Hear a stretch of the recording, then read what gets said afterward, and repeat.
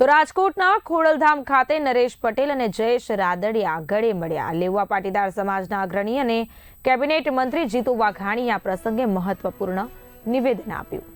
જીતુ વાઘાણીએ જણાવ્યું કે ઘણી વખત જે વાતો વહેતી હોય છે તે સત્યથી વિપરીત હોય છે। નરેશભાઈ પાસે હું અને જયેશ બાળક કહેવાઈએ છીએ।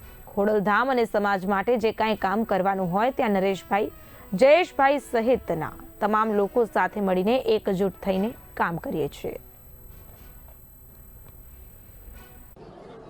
અમારા આસ્થા અને શ્રદ્ધાનું કેન્દ્ર મા ખોડિયારના સાનિધ્યમાં એવા જ સમાજનું અમારું આસ્થા અને ભરોસાનું કેન્દ્ર એવા નરેશભાઈના સાનિધ્યમાં એમના ચેરમેન પદે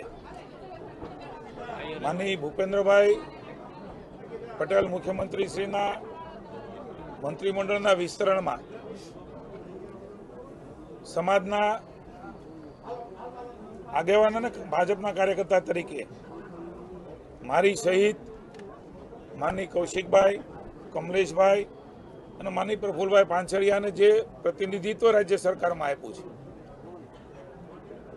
એના માટે મુખ્યમંત્રીશ્રીની ઉપસ્થિતિમાં, માનની મનસુખભાઈની ઉપસ્થિતિમાં અમારું સમાજના સૌ ખોડલધામ સમિતિના આગેવાનો, સૌ સૌરાષ્ટ્ર અને રાજ્યભરમાંથી આજે ગુજરાત પ્રદેશના માનનીય મુખ્યમંત્રી શ્રી ભૂપેન્દ્રભાઈ પટેલ સાહેબ અને કેન્દ્રીય મંત્રી શ્રી મનસુખભાઈ માંડવિયાજીના અધ્યક્ષસ્થાને ખોડલધામ મંદિર ખાતે હમણાં જ ભૂપેન્દ્રભાઈ પટેલ સાહેબના ત્રીજા મંત્રીમંડળના વિસ્તરણની અંદર 4 લેવા પટેલ સમાજના મંત્રીઓને સ્થાન મળ્યું છે।